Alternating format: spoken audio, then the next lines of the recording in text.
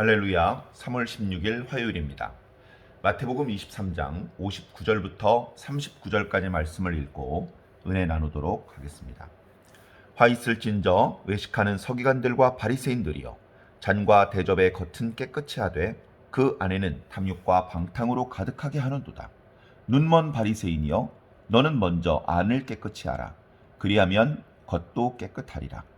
화 있을진저 외식하는 서기관들과 바리새인들이여, 회칠한 무덤 같으니 겉으로는 아름답게 보이나 그 안에는 죽은 사람의 뼈와 모든 더러운 것이 가득하도다. 이와 같이 너희도 겉으로는 사람에게 옳게 보이되 안으로는 외식과 불법이 가득하도다. 화 있을진저 외식하는 서기관들과 바리새인들이여, 너희는 선지자들의 무덤을 만들고 의인들의 비석을 꾸미며 이르되, 만일 우리가 조상 때에 있었더라면 우리는 그들이 선지자의 피를 흘리는데 참여하지 아니하였으리라 하니, 그러면 너희가 선지자를 죽인 자의 자손임을 스스로 증명함이로다. 너희가 너희 조상의 분량을 채우라. 뱀들아, 독사의 새끼들아, 너희가 어떻게 지옥의 판결을 피하겠느냐. 그러므로 내가 너희에게 선지자들과 지혜 있는 자들과 서기관들을 보내매 너희가 그 중에서 더러는 죽이거나 십자가에 못 박고 그 중에서 더러는 너희 회당에서 채찍질하고 이 동네에서 저 동네로 따라다니며 박해하리라. 그러므로 의인 아벨의 피로부터 성전과 제단 사이에서 너희가 죽인 바가랴의 아들 사가랴의 피까지 땅 위에 흘린 의로운 피가 다 너희에게 돌아가리라. 내가 진실로 너희에게 이르노니 이것이 다 이 세대에 돌아가리라. 예루살렘아, 예루살렘아, 선지자들을 죽이고 네게 파송된 자들을 돌로 치는 자여, 암탉이 그 새끼를 날개 아래 모음같이 내가 네 자녀를 모으려 한 일이 몇 번이려냐. 그러나 너희가 원하지 아니하였도다. 보라, 너희 집이 황폐하여 버려진 바 되리라. 내가 너희에게 이르노니 이제부터 너희는 찬송하리로다. 주의 이름으로 오시는 이여 할 때까지 나를 보지 못하리라 하시니라. 아멘. 예, 감사합니다. 마태복음 23장에 당시 서기관과 바리새인들을 향한 주님의 탄식, 주님의 책망, 더 나아가 주님의 저주에 해당하는 그런 말씀입니다. 몇 차례 말씀드렸던 것처럼 이 말씀이 강 건너 불이다 생각하면 안 됩니다. 우리도 얼마든지 예수님 당시에 제사장들, 사두개인들, 서기관들과 바리새인들처럼 엉터리가 될 수 있습니다. 말씀을 보면서 우리 자신에게 이런 잘못된 부분이 있는 것을 깨닫게 된다면 빨리 그것을 고쳐 올바르게 바로 잡아야 할 것이며, 이런 엉터리적인 모습이 없다면 주님께 감사하시기 바랍니다. 자, 말씀을 살펴보겠습니다. 마태복음 23장에서 화 있을진저 라고 시작하는 주님의 이 탄식과 책망의 말씀은 모두 7번에 걸쳐서 나타난다. 어저께 말씀 묵상을 하면서 설명을 드렸고요. 오늘은 그 중에서 5번째와 6번째, 7번째의 말씀이 나타나고 있습니다. 어저께는 주로 그 바리새인들이 가지고 있는 잘못된 가치관에 대해서, 너희들이 하나님을 잘 믿는 것처럼 그렇게 떠버리고 있지만 실질적으로 너희들을 움직이는 가치관은 잘못되어 있다. 너희들의 가치관의 중심에는 하나님이 계신 것이 아니고 물질이 있고 하나님께서 펼치시는 세계가 아닌 현실 세계일 뿐이다라는 것을 주님께서 말씀해 주셨으며, 당연히 성도들인 우리들에게는 그리하면 안 되는 것을 반면 교사로 또한 말씀해 주신 것입니다. 자, 오늘 말씀을 보면, 오늘 말씀에 자주 나타나는 표현을 보면 겉, 그리고 그 안, 이렇게 겉과 속이 다른 그런 바리새인들의 모습이 나타나는데요. 이것은 동양적인 그런 가치관 속에서도 박수받지 못하는 그런 모습입니다. 표리가 부동하다, 똑같지 않다, 그런 것에 대하여서 질책하고 올바른 모습이 아닌 것으로 우리도 어렸을 때부터 배워왔습니다. 더더군다나 신앙하는 사람이 사람들에게 가르치는 내용과 실제로 자신이 살고 있는 내용이 다르다면 그것이 어찌 온전한 신앙이라고 말하겠습니까? 이런 모습이야말로 예수님께서 책망하셨던 위선이며 또 외식입니다. 우리들도 자주 위선과 외식에 빠질 유혹이 있고 그런 위험이 있다는 것을 우리가 다 알고 있습니다. 스스로 조심하고 늘 경계하지 않으면 우리도 그렇게 될 수 있음을 기억하면서 우리 자신들의 모습이 어떠한지 살펴보고 하나님 앞에 늘 진실된 모습이 되도록 노력해 주시기를 부탁을 드립니다. 자, 5번째 주님의 책망의 말씀을 보시면 너희들이 잔과 대접의 겉은 깨끗하게 한다. 자, 이것은 그릇을 깨끗하게 하는 것인데요. 이것은 장로들의 전통이죠. 제의적인 정결, 레위기 말씀 11장부터 정결 예법이 나타나고 있지 않습니까? 거기에 이제 많은 것들이 있죠. 근데 이제 먹을 때에 부정한 것을 먹으면 안 되기 때문에 부정한 그릇에, 씻지 않은 그릇에, 부정한 것이 묻어 있는 그릇에 음식을 담아서 먹는다면 올바른 방법이 아니겠죠. 종교적인 의미를 떠나서라도 우리가 미관상으로도 그렇고 또 위생적으로도 당연히 깨끗한 그릇에 먹는 것이 바람직할 것입니다. 그런데 그들이 그것을 이제 중요시한다는데 문제가 있는 것이죠. 한쪽으로 중요시하는 부분이 이제 치우치면서 정말 더 중요한 부분이 오히려 소홀하게 취급되고 있었으니 그것은 바로 그들의 속, 그들의 마음이었습니다. 잔과 대접은 깨끗한데 충분히 깨끗해졌는데 그 속에는 탐욕과 방탕이 가득하다. 예수님께서는 일전에 이미 이렇게 말씀하셨습니다. 사람을 더럽게 하는 것은 사람의 입으로 들어가는 것이 아니다. 사람의 입으로 들어가는 것 중에 일부 더러운 것이 있더라도 그것은 결국 뒤로 나가버리기 때문에 사람을 더럽게 하지 못한다. 사람을 정말로 더럽게 하는 것은 사람의 입에서 나오는 것이다.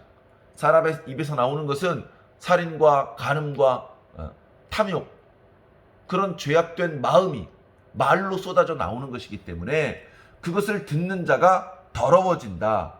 주님께서는 그렇게 힘주어 강조하셨었죠. 그런데 바리새인들의 모습은 어떻습니까?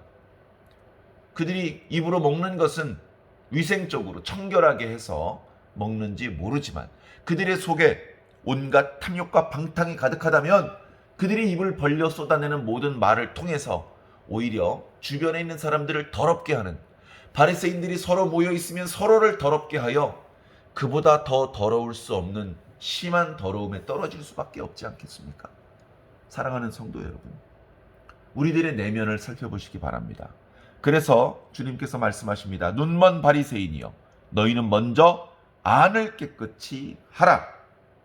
그리하면 겉도 깨끗하리라. 그래서 우리는요, 물론 겉도 깨끗하게 해야 됩니다. 코로나19의 시대에 손 씻기를 소홀히 하면 안 되겠죠. 또 씻는 거, 머리 감고 또 필요한 목욕도 하고, 이 모든 것들은 우리들의 육체의 건강을 위해서도 반드시 필요한 것들일 것입니다. 그러나 그것을 하면 다 끝난다, 그것만 잘하면 된다 라고 가르쳤던 바리새인들과는 주님의 가르침의 수준이 다른 것이죠. 주님은 먼저 내면을 깨끗하게 해야 된다. 너희들의 마음을 살펴보아라. 너희들의 생각을 들여다보아라.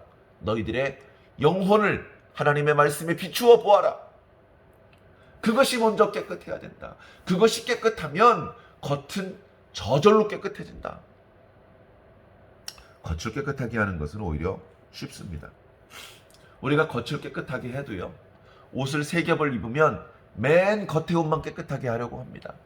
정말 피부에 맞닿고 정말 우리 건강을 위해서 더 많은 일을 하는 속옷이 사실은 더 깨끗해야 되는데 그것은 오히려 불결하고 겉만 반짝반짝하고 화려하면 그게 다 무슨 소용이 있겠습니까? 사랑하는 성도 여러분, 속이 더 중요합니다.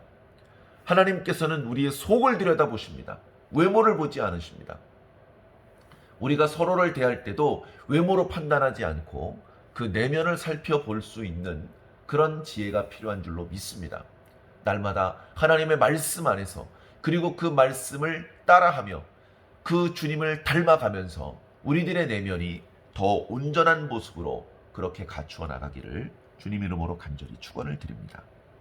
자, 이어지는 주님의 말씀입니다. 너희들은 마치 회칠한 무덤과 같구나. 예. 무덤에 회칠을 했습니다. 회칠, 예. 허옇게 석회칠을 한다는 것이죠. 예. 그렇게 하면 눈에 확 띕니다. 왜 이런 행동을 했느냐 하면요, 무덤을 손으로 만지면 부정해지잖아요. 단순 부정이 아니고 이렇게 시체를 접촉하는 이런 부정함은 일주일씩 지속되기 때문에 진영 밖에 나가서 살아야 했습니다. 매우 어려운 일이죠. 그러니까 그런 실수를, 그렇게 스스로 부정하게 되는 행동을 실수로라도 하지 않게 하기 위해서 무덤에 일부러 회치를 해놓습니다. 그래서 이거 무덤입니다. 그냥 돌이 아닙니다. 실수로 만지지 마세요. 그런 어떤 좋은 의도에서 이렇게 아마 하곤 했던 것 같습니다. 더군다나 그 지역에 익숙하지 않은 외부인들이 많이 방문하는 6월절과 같은 절기에는 우리 외부에 살다가 온 우리 유대인 동족들이 실수로 자신을 부정하게 하게 하지 않기 위해서 우리 무덤에 회치를 해놓읍시다. 실수로 무덤을 접촉해서 스스로 부정해지는 그런 안타까운 일이 발생되지 않도록 예방을 합시다. 그런 좋은 의도였는지 모르겠습니다만, 문제는 바리새인들이 그런 상태라는 겁니다. 바리새인들은 사람들의 눈에 띄는 걸 좋아합니다. 그래서 잔치의 상좌, 회당의 높은 자리 좋아하면서 그런 말씀을 드린 적이 있죠. 그런데 실제로는 어떻습니까? 겉은 화려합니다. 겉은 화려합니다. 근데 그 내면이 중요한 것이죠. 내면은 그 겉으로 드러나는 화려함과 깨끗함에 어울리지 않는 온갖 더러운 것, 마치 무덤 속에 죽은 사람의 뼈와 온갖 더러운 것이 가득한 것과 마찬가지인 상태라는 것입니다. 그런 부정한 상태로 어찌 하나님께 복을 받기 바라며 어찌 주변 사람들을 옳은 대로 이끌 수 있겠습니까? 사랑하는 성도 여러분, 우리 스스로 우리의 속을 살펴보시기 바랍니다. 속이 더러운 것을 알면서도 깨끗한 척하는 거 의식입니다. 스스로 자기가 깨끗하다고 착각하는 거, 그거 이제 자가당착에 빠진 것 아닙니까? 스스로 속이지 말라. 자기 자신은 속일 수 있을지 몰라도 하나님을 속이는 것은 불가능하다. 주님께서 여러 사도들을 통해서 말씀해 주셨죠. 자, 마지막 주님의 책망의 말씀. 너희는 선지자들의 무덤을 만들고 의인들의 비석을 꾸미는구나. 이때 당시 사람들이 위인들의 그런 무덤을 장식을 하고 자기 무덤도 그렇게 좋게 만드는데 관심이 많았다고 합니다. 뭐 당시 헤롯 같은 경우는 다윗의 무덤에 멋있는 비석을 세웠다. 뭐 그런 기록이 있다고 합니다. 자, 뭐 하나님 편에 속해서 그렇게 순교를 불사하고 충성을 다했던 의인들을 기리면서 자신들도 그런 의인의 모습으로 살기로 그렇게 다짐하며 사는 것이, 그것을 나쁘다고 할 수는 없겠죠. 그러나 문제는 뭡니까? 그들이 이렇게 말한다는 겁니다. 우리가 우리 조상들의 시대에 살았더라면 우리는 선지자들을 죽이는 일에 참여하지 않았을 것이다. 그러면서 우리는 선지자들을 죽이는 축이 아니고 이 선지자들을 하나님의 진정한 종으로, 하나님의 선지자로 그렇게 인정을 하면서 우리도 그런 진정한 하나님의 백성으로 살기를 바라는 자들이다 라고 그렇게 이제 주장을 하는 것이죠. 그러나 주님의 눈에 볼 때, 그들의 내면이 어떤 상태인지 아시는 주님의 눈으로 볼 때는 그런 그들의 행위는 정말로 위선적이고 정말 그냥 보아 넘기기 어려운 더러운 모습이었던 것입니다. 주님께서 말씀하셨습니다. 너희들이 한 그 말은 너희가 스스로 선지자들을 죽인 자들의 자손이라는 것을 증명하는 것이다. 그것 자체가 사실은 매우 부끄럽고 떳떳하지 못한 일이거든요. 주님께서는 말씀하셨습니다. 너희가 너희 조상의 분량을 채우라. 자, 이 말씀의 뜻은 너희 조상들이 하던 대로 해라. 너희 조상들이 선지자들을 죽였던 것처럼 너희도 계속해서 선지자들을 죽이는 역할을 하려무나. 이미 예수님을 거절하지 않았습니까? 이어지는 뒷부분에 34절 말씀을 보면 내가 너희에게 선지자들과 지혜 있는 자들과 서기관들을 보내는데 너희가 그들을 죽이게 할 것이 아니냐. 십자가에 달려 죽도록 내어줄 것이 아니냐. 너희들이 그들에게 욕하고 때리고 채찍질하고 따라다니면서 박해를 할 것이 아니냐. 이것은 너희들이 너희 조상들의 분량을 채우는 일이다. 너희들이 이렇게 고대로부터 오늘날 그리고 앞으로까지 계속해서 하나님께서 보내신 손길에 대하여서 이렇게 죽이고 때리고 박해하는 그런 모습을 계속해서 하고 있으니 어찌 너희가 지옥의 판결을 피하겠느냐. 뱀들아, 독사의 새끼들아. 여기 이제 새끼라는 말로 번역된 이 헬라어는 이제 아들 또는 자녀, 어린이 이런 의미를 하는 단어 말고 약간 저속한, 그래서 주님의 지금 그 탄식과 분노의 마음이 표출된 그런 표현입니다. 용서를 받으려면 과거에 잘못된 일이 있더라도 지금은 그것을 하지 않아야 됩니다. 지금은 뉘우치고 회개하고, 과거엔 선지자를 죽였지만 그들의 자손들이 회개하고 정말로 달라졌다면 지금 보내주시는 선지자를 영접해야죠. 그러나 당시에 백성들의 지도자를 자처했던 서기관과 바리새인들은 그렇게 하지 못하고 있습니다. 여전히 하나님께서 보낸 손길에 대하여서 죽이고 거절하는 일로 일관하고 있습니다. 이어지는 말씀에 보면요, 35절에 보면 그러므로 의인 아벨의 피로부터 성전과 제단 사이에서 너희가 죽인 바가랴의 아들 사가랴의 피까지. 자, 아벨은요, 잘 아시는 것처럼 아담의 아들이었습니다. 그가 가인에 의해서 죽임을 당했죠. 그래서 의로운 자로서 억울하게 죽임을 당한 첫 번째 인물로 성경이 우리들에게 소개시켜 주시는 그런 인물입니다. 그리고 이 사가랴는 구약 성경의 맨 끝에서 두 번째 글을 썼던 선지자 스가랴입니다. 거기서는 베레가의 아들 스가랴다라고 설명하고 있는데요. 예수님 당시 때에 약간 발음이 와전돼서 바가랴의 아들 사가랴로 소개되고 있는데요. 그는 참 하나님의 선지자였습니다. 그러나 그들을 결국은 이 선지자를 성전과 제단 사이에서 죽이는 그런 범죄를 저지르고 말았습니다. 이렇게 해서 아벨로부터 스가랴에 이르기까지 그 사이에 죽었던 모든 의인들의 피, 그 피에 대하여는 그 하나님께서 보내신 선지자를 죽인 사람들에게 그 책임이 있는데, 그 첫 번째 인물은 가인이 될 것이고요. 그 뒤의 인물들은 성경이 일일이 다 거론되지는 않았지만 뭉뚱그려 설명을 하자면 영적인 의미로는 가인의 후예들이라고 말씀드릴 수 있을 것입니다. 그렇다면 오늘 예수님과 예수님의 제자들을 거역하고 거절하고 죽이고 있는 이 서기관과 바리새인들 역시 영적인 의미로는 가인의 후예들이 아닙니까? 결국은 지옥의 판결을 피할 수 없는 그런 입장이 되고 마는 것입니다. 반드시 이 모든 것이 이 세대로 돌아갈 것이다. 37절에 주님의 탄식이 이어지고 있습니다. 예루살렘아, 예루살렘아. 이 예루살렘은 1차적으로는 유대인 종교 지도자들일 테고요. 그리고 더 넓게는 모든 유대인 공동체 구성원들이 될 것입니다. 선지자들을 죽이고 너에게 파송된 자들을 돌로 치는 자여, 왜 그렇게 하였느냐?